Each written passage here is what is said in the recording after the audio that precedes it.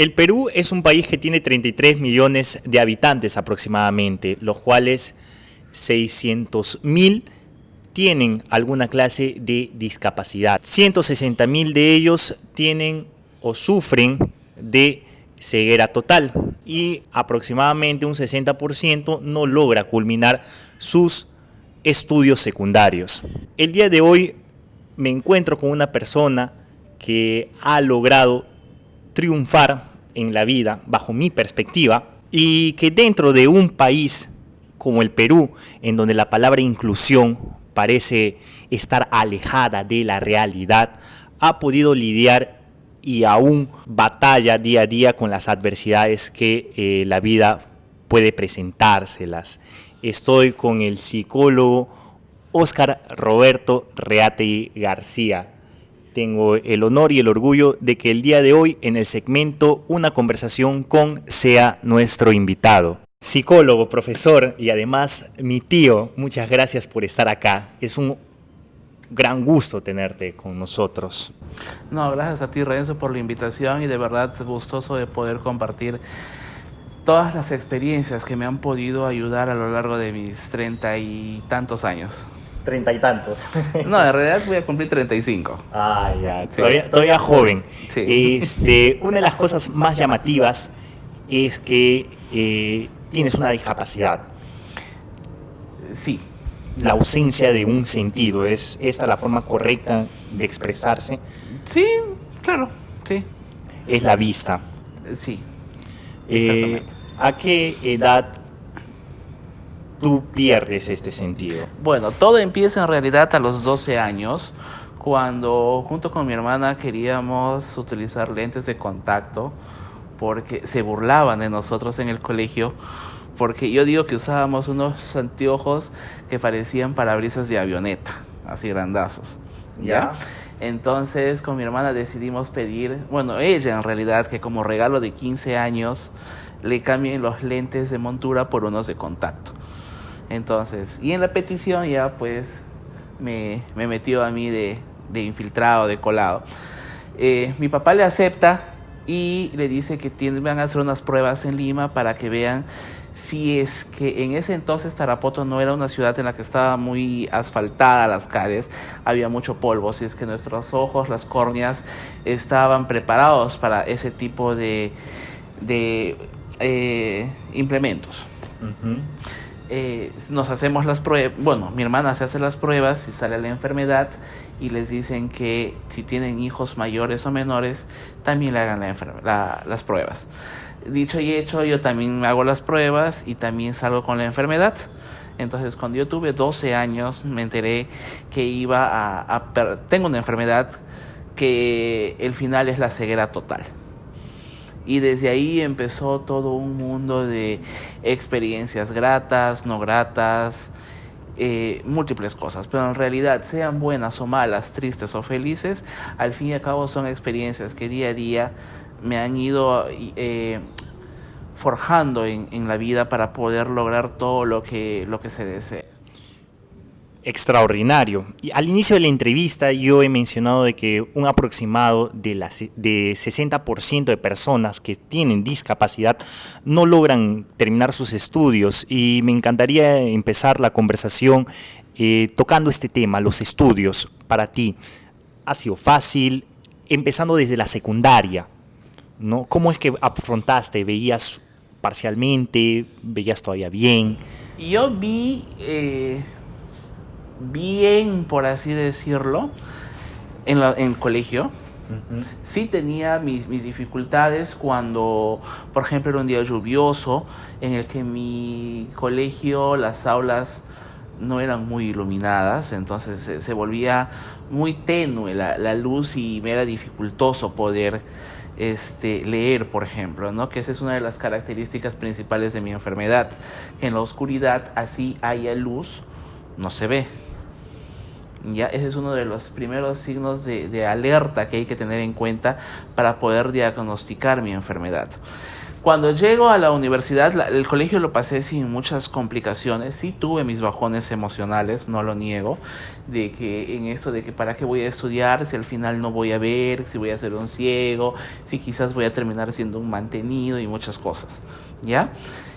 Cuando llego a la universidad, mi realidad fue distinta. Yo sí ya tenía una ligera dificultad para leer, pero en eso sí mis papás nunca escatimaron el dinero. O sea, creo que si tenían que mandarme a ampliar las fotocopias de los libros en tamaño A0, que es el papelote, Ya. ellos me lo hacían ampliar, ¿no? Y cuando ya ni eso resultaba, mi mamá y mi papá se quedaban conmigo estudiando de amanecida. ¿Te refieres a tu época de universitario? De universitario, claro. Ya.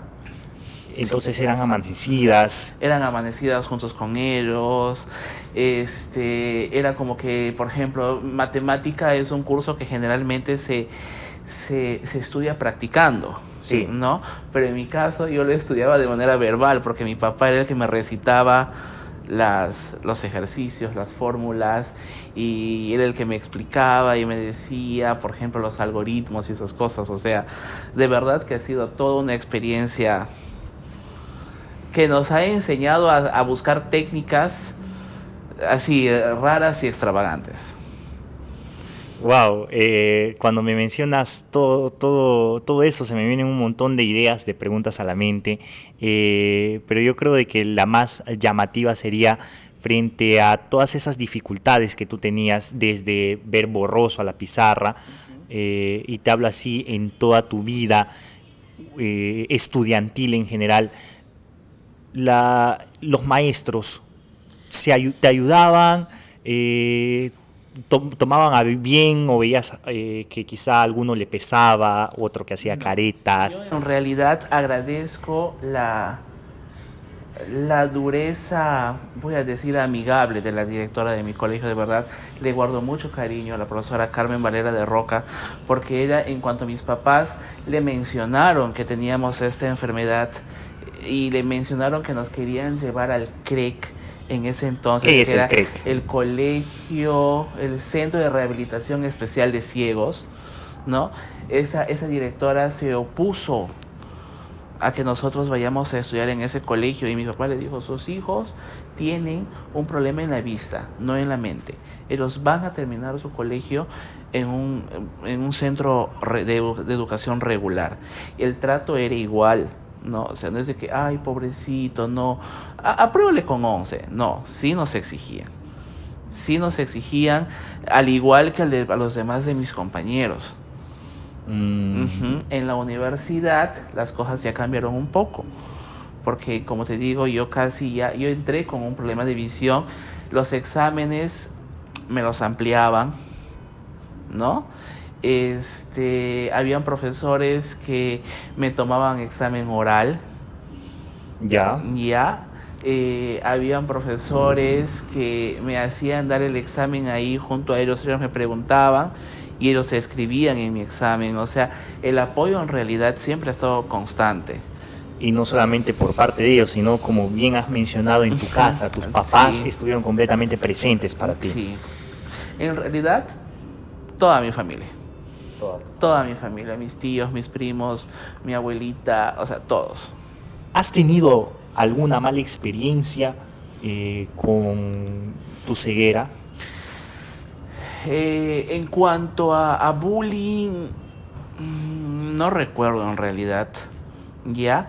Pero en cuanto, por ejemplo, a los derechos y la discriminación, que haya habido, sí, comentarios desagradables, por así decirlo, por no usar el término de discriminadores, sí. Y te contaba que cuando yo estuve en Lima aprendiendo a tener una vida como de una persona ciega independiente, en el centro en el que yo estudiaba teníamos un curso que se llama Orientación y Movilidad, que te hacen recorrer las calles a ti solo con tu bastón para que pierdas el miedo, para que pierdas la vergüenza, para que tomes la facilidad de pedir ayuda, ¿no? Es así que tanto a mi hermana y a mí, porque mi hermana también es ciega, nos tocó que en cierta ocasión habíamos pedido ayuda cada uno en su momento, para cruzar la pista, y pues a mí, por ejemplo, una señora me dijo: ¿por qué no te mueres, ciego de mierda? Uh-huh. Suena fuerte en realidad. Sí, horrible. O sea, yo tenía, recuerdo que 22 años y es como que, o sea, rayos, ¿qué hice? Perdón, ¿cómo la ofendí? ¿Qué le dije que hice mal para que usted se ofenda? Pues, ¿no? Y es que hoy en día el Perú en realidad está aprendiendo a no generar disputas por las diferencias, porque nuestra historia, desde el virreinato, nosotros somos seres que hemos segmentado mucho las clases sociales, ¿no? Los indios, los negros, los españoles, ¿no? Si no, no hubiera habido pues la ciudad de los indios, la ciudad de los reyes. Y es así que nosotros hemos ido aprendiendo a tener estas conductas de segmentación, de rechazo. Y sin duda, pues nosotros, la mayoría de las personas con discapacidad, que también tenemos lo nuestro, que se genera una forma de indefensión aprendida con la que crecemos, como que vendríamos programados con eso para que, pucha, o sea, soy ciego y se acaba el mundo, no puedo hacer nada más. Como que tu vida estaría en tus ojos. Y cosa que en realidad viene a ser una completa mentira, porque se puede hacer mucho más allá. Esto no es, digamos, algo como para que te estanque. En realidad, y claro, ejemplo eres tú, ¿no? Bueno, sí, pero o sea, en realidad todas las personas, sean o no sean con discapacidad, lo que se necesita son ganas. Ganas y oportunidad. Porque si hay las ganas, si no hay las oportunidades, no se hace nada. Si hay la oportunidad y tú no quieres, no se hace nada. Te decía antes de la entrevista, o sea, tú puedes estar en la punta de la puna, sentado en un banco de oro, ya, claro, con los mejores libros, tu super laptop, tu celular con wifi satelital, lo que tú quieras. Pero si estás de que no, ¿para qué? ¿O porque no, yo soy cieguito, pobrecito, yo solamente tengo que estar dando pena, te vas a quedar con eso. Pero si así tú estés, por ejemplo, en el país más rico, con los libros más pobres, y tú quieres salir adelante y empiezas a buscártela, todo va a empezar a confabular a tu favor. Todo conspira. Sí, exactamente. ¿Qué opinas tú del braille? El braille es una técnica muy antigua, ya, pero es muy útil. Muy útil porque es la técnica en la que permitió que los ciegos podamos tener acceso a la lectura y a la escritura, ¿no? Y con la lectura y la escritura estamos insertados dentro de lo que es la sociedad. Podemos estar informados, podemos estudiar, podemos adquirir conocimientos. Ya en lo particular, sé leer, sé escribir en braille, pero la verdad no lo utilizo. ¿Por qué? Bueno, mis dedos son demasiado gruesos. Y el hecho de estar leyendo con el tacto, o sea, empiezo en una fila y empiezo a leer dos, y al final de lo que debería... Mi hermana, por ejemplo, te lee un libro en una noche. Sí. Y yo me puedo leer una página en una noche. Es una herramienta muy útil. Sí. Hay un centro aquí en Tarapoto que se llama el Centro de Recursos para la Educación Básica Especial, que queda en el sector 10 de agosto. De verdad, acudan, sean videntes o invidentes. Es un centro hermoso que la UGEL se ha preocupado en implementar, justamente para poder elaborar materiales especializados para las personas ciegas que están incluidas en colegios regulares, porque necesitan materiales especiales. Ellos tienen un horno láser, ya que ellos ponen una mica, al otro costado ponen el dibujo que quieren transmitir a la mica, ¿ya? Y lo que hace es, por ejemplo, si tú pones el sistema nervioso, el sistema circulatorio, ¿ya? en dibujo, lo que hace es hacerlo en alto relieve en la mica. Entonces tú tranquilamente puedes explicar a una persona ciega, por ejemplo, este es el corazón, por acá sale la arteria, la vena tiene 4 ventrículos, y en reemplazo de estar imaginándose quizás erróneamente en su mente la persona ciega, lo que tiene es un dibujo claro. Una clara imagen, ¿no? Exactamente, una que imagen pueda comprender mental. y que pueda ver. ¡Qué extraordinario! Sí. Entonces, Sí, y en este centro también dan clases de, por ejemplo, de internet, de computación, de lectura y escritura braille, en el sistema regular, que es una regleta y un punzón, también en máquina Perkins, que es la máquina especial, máquina de escribir especial para personas ciegas, y tienen muchas cosas. entonces, podemos decir de que en el lado de la educación, en el lado de la tecnología, vamos muy bien Sí. respecto a esta situación de la discapacidad. ¿Y cómo es transportarse en el día a día? Salir a la calle, tomar un medio de transporte, ya sea un motocar aquí en Tarapoto, o en la capital, por ejemplo, subir a un micro. Tarapoto todavía no está sensibilizado totalmente como para poder ayudar a las personas ciegas. Tenemos calles que son sumamente irregulares, ¿no?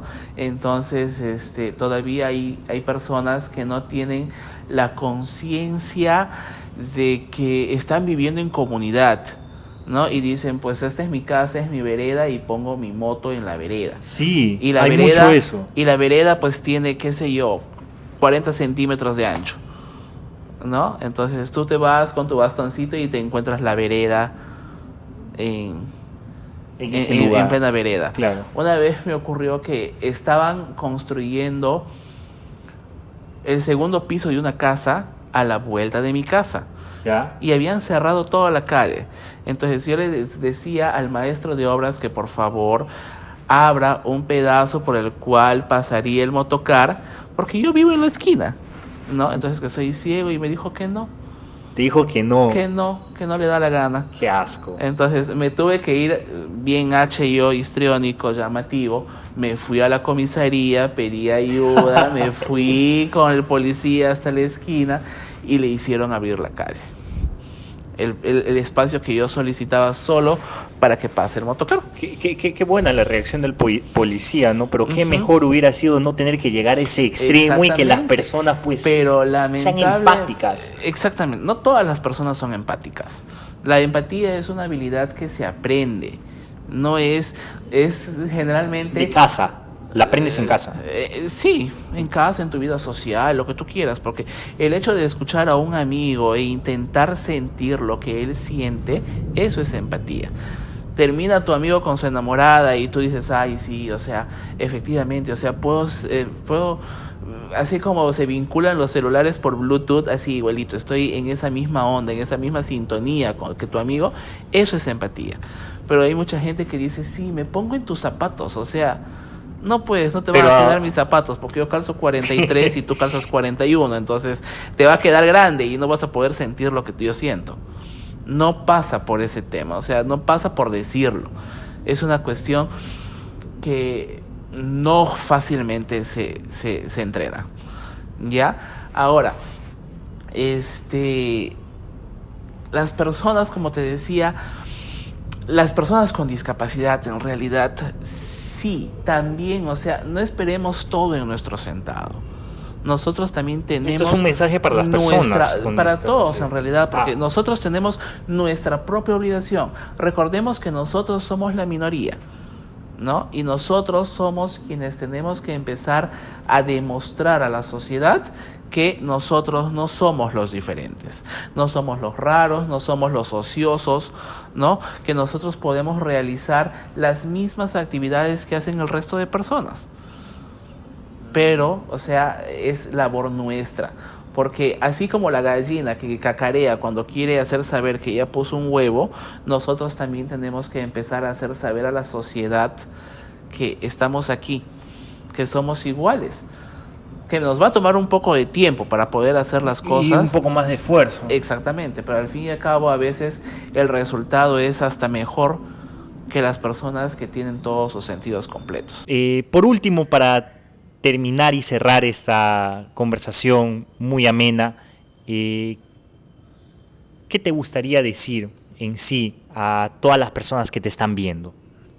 Bueno, que en realidad la vida es una constante lucha, así seas una persona con discapacidad o una persona sin discapacidad, ¿no? Que en realidad los éxitos no son cuando tú llegas a tu meta máxima. Cada logro, cada esfuerzo que tú vas cumpliendo, cada meta, así por pequeñita que seas, vas cumpliendo, es un éxito, que se van sumando para el éxito de mayor complejidad que se pueda tener. Lo único que nosotros, las personas con discapacidad, necesitamos es una oportunidad para poder demostrar que nosotros sí podemos. Y para las personas que en algún momento se enteran que están perdiendo la visión o que pueden tener algún tipo de discapacidad, el dolor es inevitable, pero el sufrimiento sí es opcional. Uno decide si sufrir o no sufrir o qué hacer con su sufrimiento. Eres psicólogo, ¿tienes algún contacto para de repente alguna persona que está ahí pasándola mal o simplemente quiere conversar con alguien o quiere sacar una consulta, se comunique contigo? Claro, a mí me encuentran de lunes a sábado en el Centro de Salud de 9 de abril, de 7 de la mañana a 1 de la tarde. En Tarapoto. En Tarapoto, en el sector, en la urbanización 9 de abril, a media cuadra de la Plaza de la Paz. Extraordinario. Tío, muchas gracias. Ya, hijo, de nada. Ay, eso es. Terminamos.